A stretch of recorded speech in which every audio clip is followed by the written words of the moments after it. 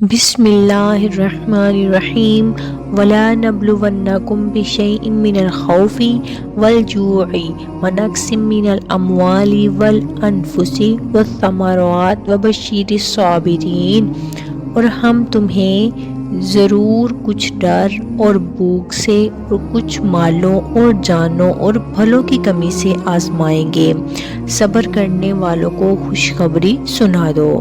خوف سے اللہ تعالیٰ کا ڈر، بھوک سے رمضان کے روزے، مالوں کی کمی سے زکوٰۃ صدقات دینا، جانوروں کی کمی سے امراض کے ذریعے موت ہونا، پھلوں کی کمی سے اولاد کی موت مراد ہے، کیونکہ اولاد دل کا پھل ہوتی ہے۔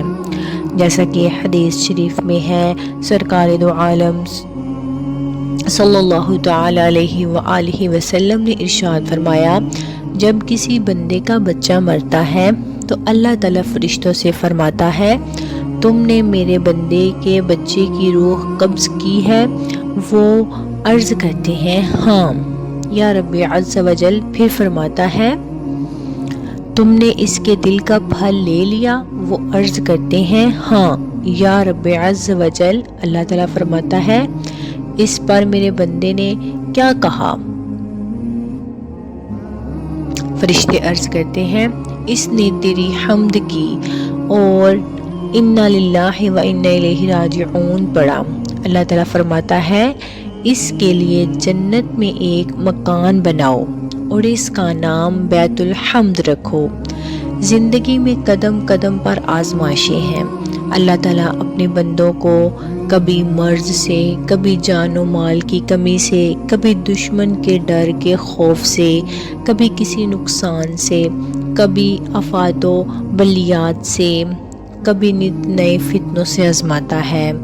بہت موٹی سی بات ہے جو ہر شخص جانتا ہے، کوئی کتنا ہی غافل ہو، مگر جب اسے تکلیف پہنچتی ہے یا وہ کسی مصیبت کے مرض میں مبتلا ہوتا ہے تو وہ کس قدر اللہ کو یاد کرتا ہے اور توبہ و استغفار کرتا ہے۔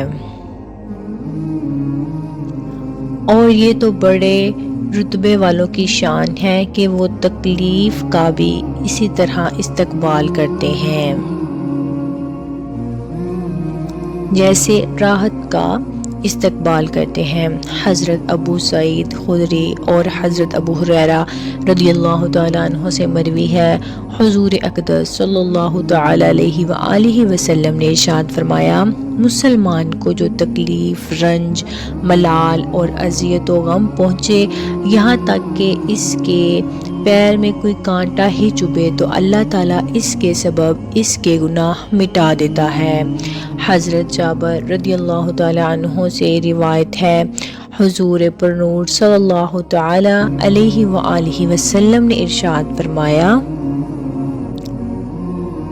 قیامت کے دن جب مصیبت زدہ لوگوں کو ثواب دیا جائے گا تو آرام سکون والے تمنا کریں گے، کاش دنیا میں ان کی کھالیں کینچیوں سے کاٹ دی گئی ہوتی۔